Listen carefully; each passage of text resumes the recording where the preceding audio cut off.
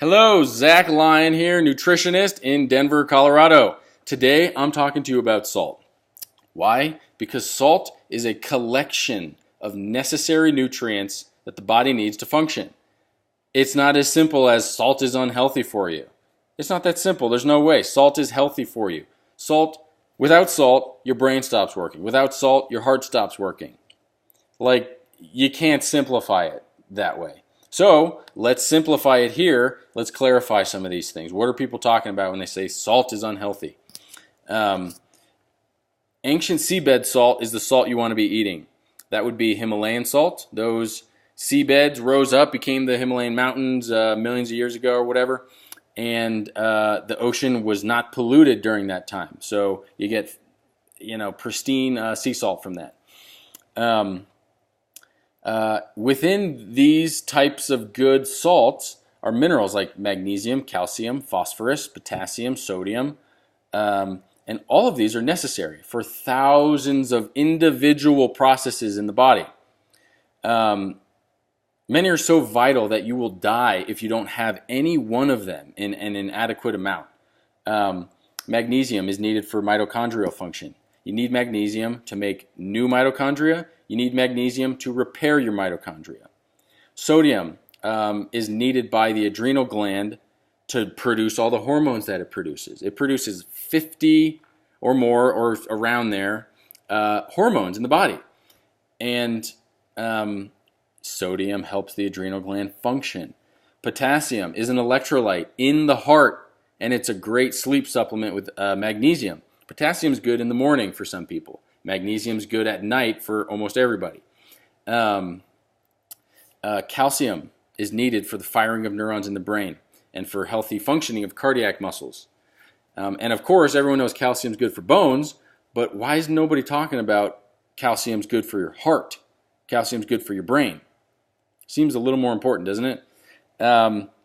So chemically produced salt is absent in almost all of these minerals that appear in good sea salt.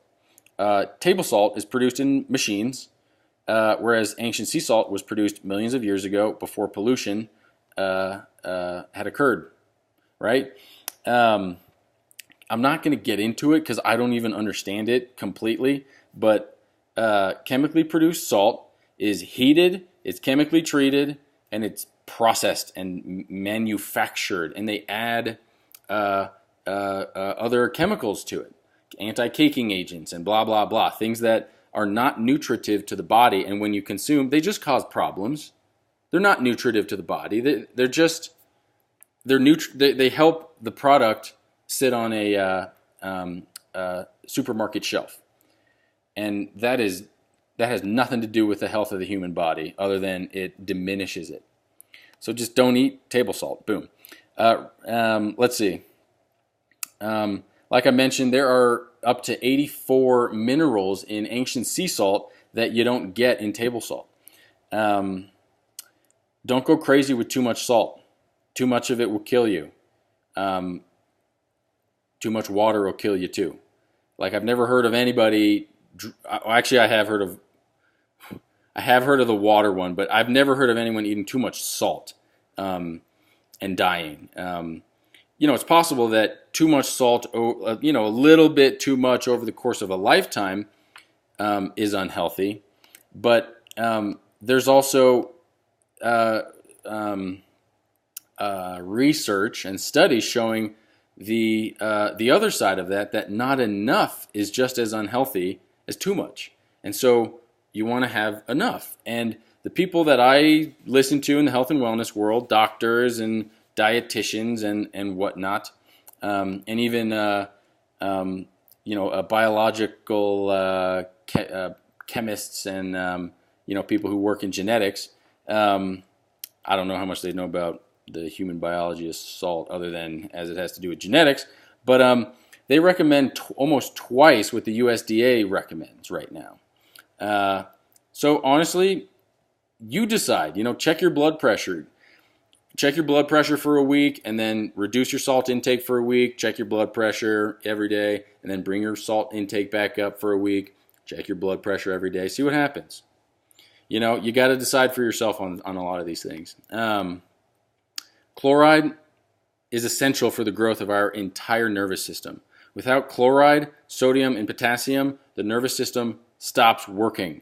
It cannot send signals. It cannot communicate. The brain it stops firing. Action potentials are not possible without sodium, chloride, potassium. This next part is important. It's the last part. I'm no expert in it. I've just read a bit about it.